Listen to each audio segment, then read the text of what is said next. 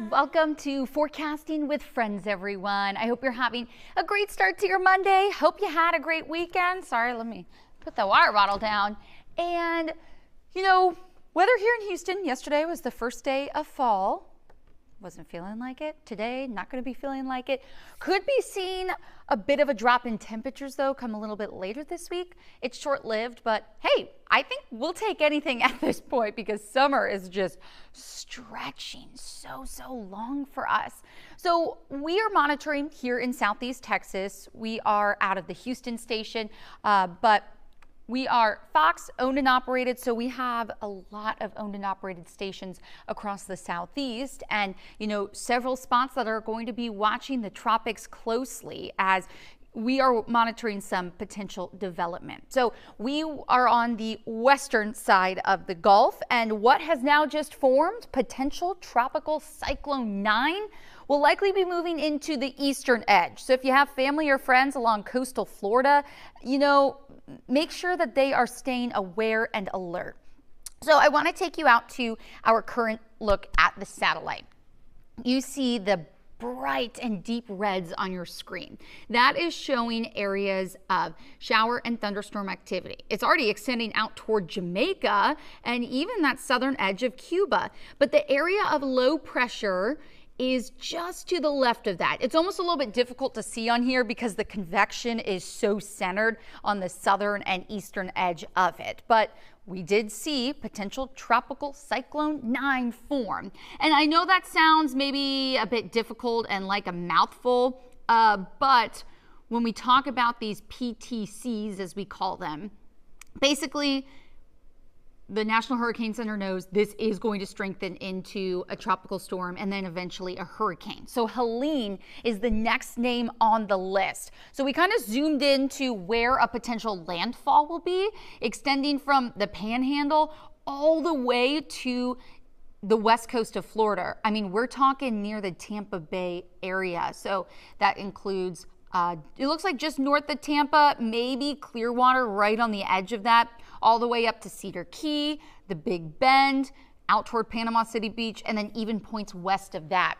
When we talk about the cone, it is where the center of the storm could be. So it's still pretty wide, and just the way that Florida is shaped, it has a lot of real estate that it has the potential to move into. So right now, the first update from National Hurricane Center on PTC 9, 30-mile-per-hour winds, moving to the north at about 6 miles per hour. It does look like it's going to make a jog, obviously before this, to the east of the Yucatan Peninsula and west of the island of Cuba, and then go right into the Gulf. So I want to talk about conditions because we are monitoring very warm waters in the Western Caribbean and the Gulf. I mean, take a look at water temperatures. It's 11 o'clock in the morning and we're seeing them in the mid and upper 80s. And usually during the peak heating of the day, they'll bump up a little bit more. So maybe that spot just off the coast of Cuba could be as high as, let's say, 87, 88 degrees. That is fuel for these tropical systems. But it's not just the warm waters that we're monitoring. Also, low wind shear. Wind shear and hurricanes don't mix because the wind shear tears apart the tops of the systems. But with low wind shear, there's not much stopping it. Also, there's just a ton, an abundance of tropical moisture. You saw just how far and wide we're seeing some of those showers and storms associated with the center of PTC. So those are three things that we normally see these tropical systems really just fuel off of. But I want to talk about tropical steering because this is going to be a big reason why that cone is still pretty far out. And I just want to mention, I think a lot of folks might be asking, especially if they do live along the Eastern Gulf. It's Monday. This looks to be making landfall on Thursday. And this morning, before we did have it with that PTC wording, I think a lot of folks were wondering, well, how could we have something to go from nothing to then a Category 2 hurricane in such a quick amount of time? Well, I just kind of went over some of the reasons of, hey, the conditions are very favorable for that further development and the potential of that strengthening pretty quickly. But where could it go? Because, hey, It could take a more easterly turn, maybe a little bit of more westerly, still in the area of the cone that we had mentioned. But there's a few things steering it. So if you take a look at your map, the center, we see red, yellow, green. That is what will likely be Hurricane Helene at this point. But we have an area of low pressure off to the north and west of it.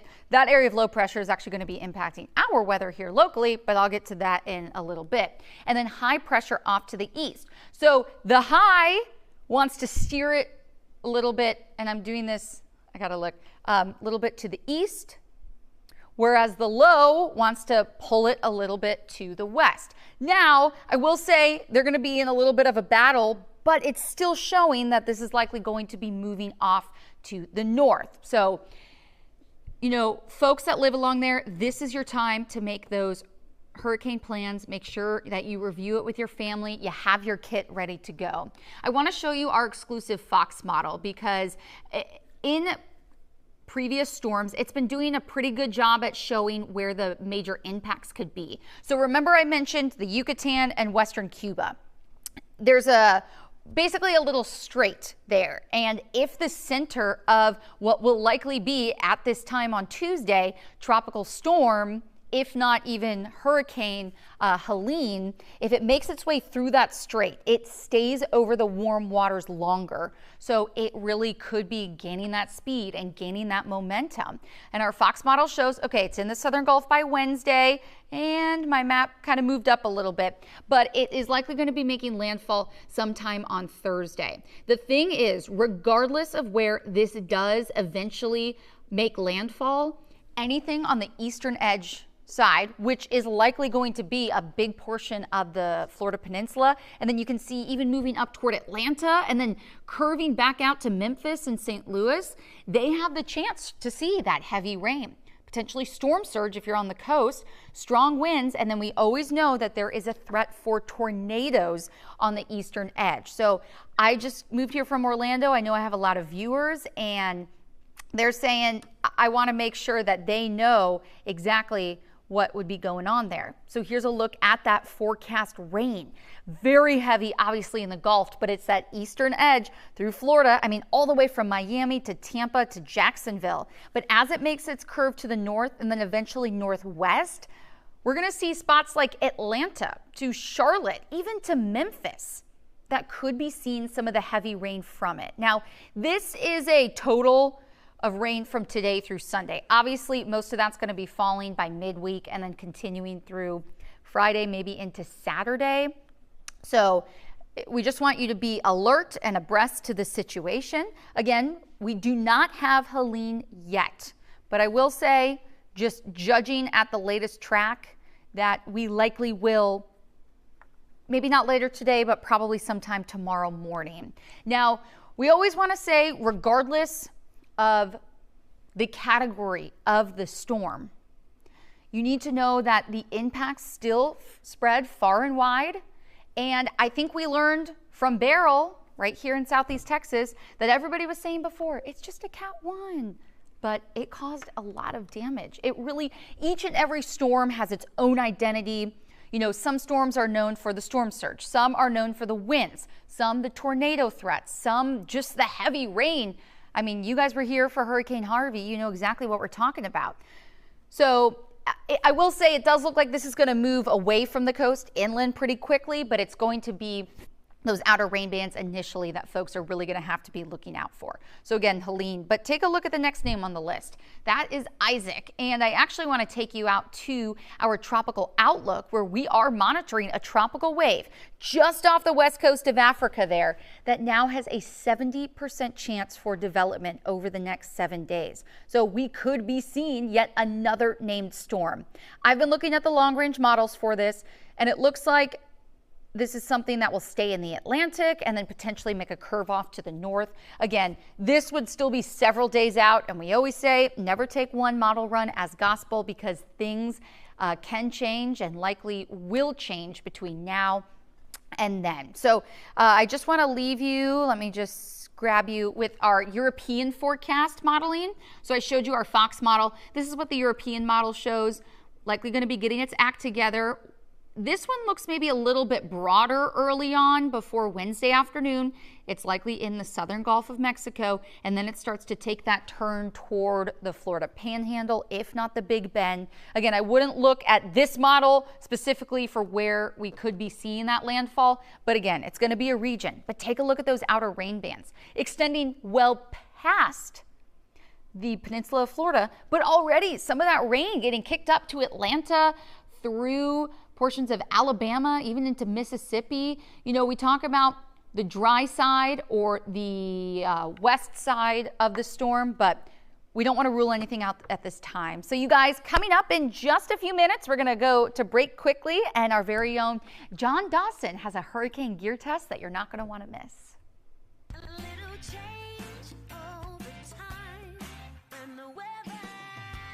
Fox 26 is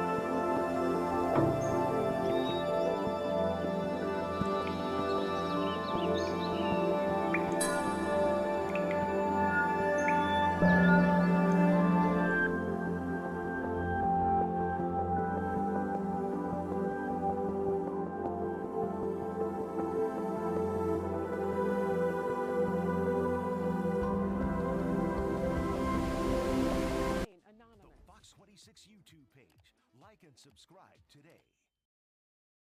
A little change over time when the weather is fine. Life Gear is the name of the company, and I've been a fan of theirs for a while. It started with my love of flashlights, and that's kind of how they started in the business as well. But on today's Hurricane Gear Test, we're going to look at their premium 72-hour Pro Survivor Pack. It's designed for 2 people, and everything is neatly contained in this waterproof backpack. Now, most of the items that you see here on the table are going to be organized in these labeled zipper compartments, and then this whole thing rolls up and it slips into the backpack.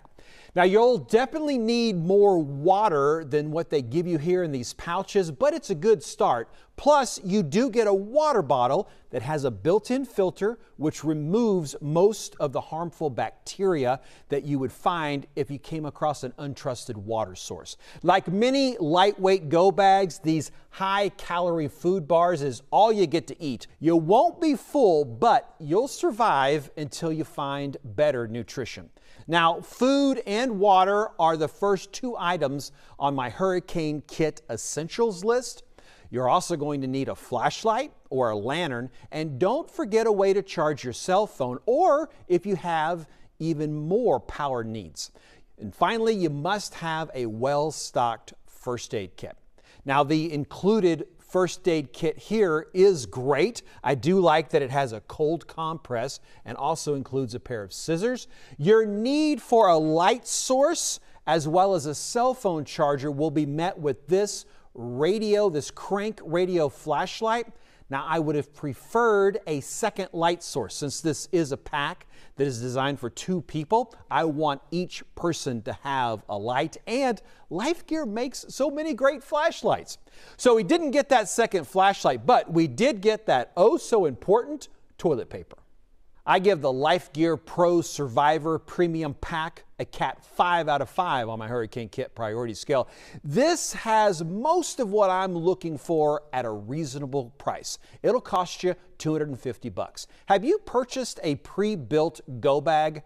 Tell me which one in a comment on my YouTube channel. Just search for meteorologist John Dawson. A little change over time, and the weather is Fox 26 is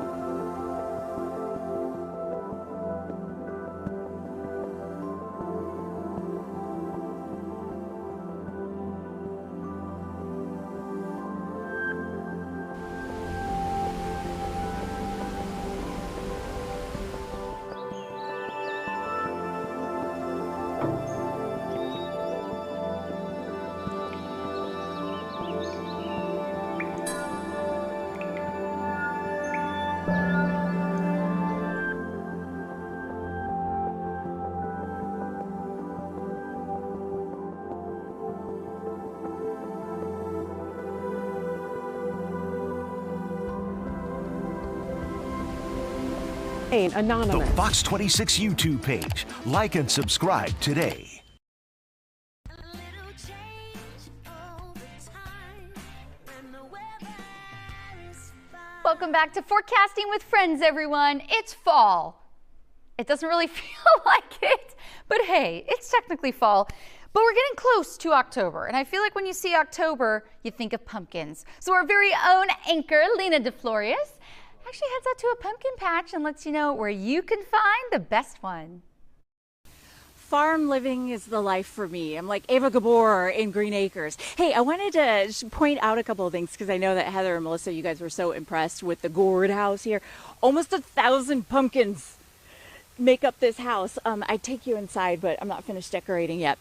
But come on over because we're at Dewberry Farms for the Fall Festival. Now that it is officially autumn here in Houston, the pumpkin patches are now open. So this is a family-owned farm, which makes it perfect for you to bring the family and come pick out the perfect jack-o'-lantern, the perfect pumpkin. So Jay Wiley here is going to walk us through picking out the perfect one. You have so many pumpkins, you're bound to find the one that you want. Yes, ma'am. We've got about 10,000 pumpkins kind of spread out around the farm. So if you can't find one here, I don't know how to help you.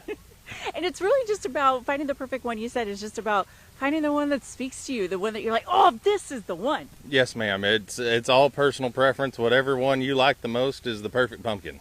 How long does it take for a pumpkin to grow? Like how long have you been working on these babies?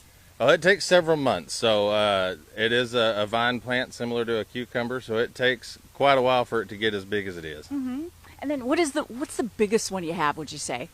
Oh, one of the biggest ones we have, we probably got some that are up in the 30-pound range. Woo-wee! All right, so you know what, when you pick a pumpkin, is it by the pound that you pay, or is it just, one price for any pumpkin? Nope, all of the pumpkins are the same price, just depending on what type it is. So all the orange ones are the same price, and all of the colored ones are a different price. So it's pretty easy to pick one you like. Do you have a secret for making them last longer once you've carved into them and you make your little funny face on it? No, you kind of just get a limited time with them, but that is kind of why we celebrate it in the fall, and we kind of keep it in a season. Once you get an old pumpkin, you gotta find a spot for it. Yeah, exactly. All right, and then so take a look around here, because finding your pumpkin is just one of the things that you do during the fall festival. There's a lot going on. Yes, ma'am. We've added 5 new rides. We've got 3 haunted areas, so we've added a haunted barn attraction, and then we've got the creepy corn maze for the kids.